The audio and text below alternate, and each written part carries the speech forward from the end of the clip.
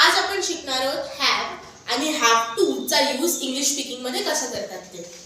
English speaking मध्ये have वाल्या गोष्टी कधी बोलतात आणि कसं बोलतात. जेव्हा तुम्हाला बोलायचं आहे तुमच्याकडे काही आहे किंवा तुमच्या मध्ये काही आहे तेव्हा आपण हॅव वापरतो.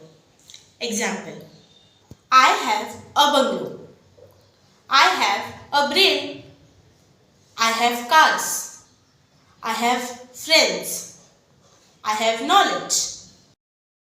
या सगळ्या सेंटेन्सेस मधून तुम्ही सांगताय की तुमच्याकडे काय आहे.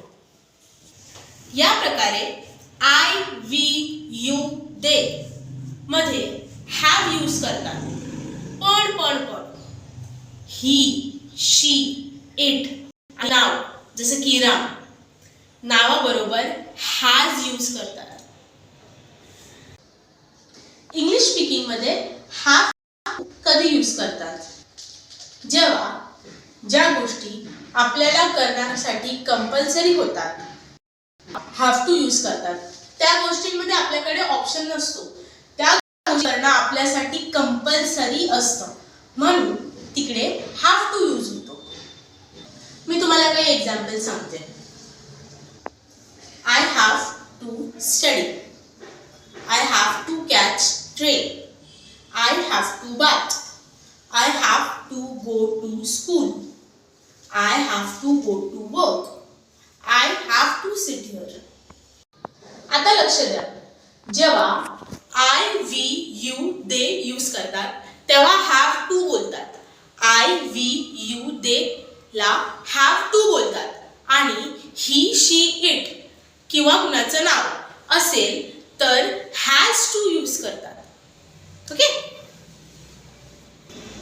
Practice time.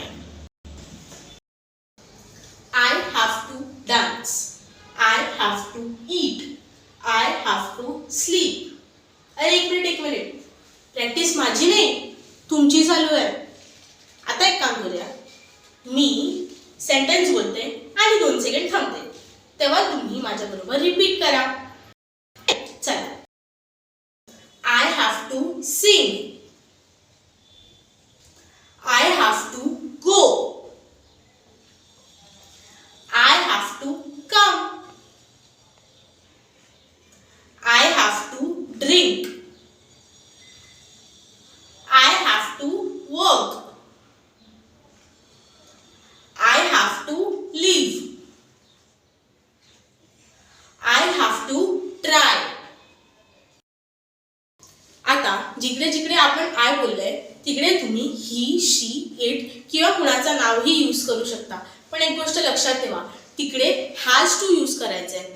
एक एक्झाम्पल देते. He has to go, she has to come. इंग्लिशचा खूप इम्पॉर्टंट पार्ट आज तुम्ही शिकलाय, ह्याला विसरू नका.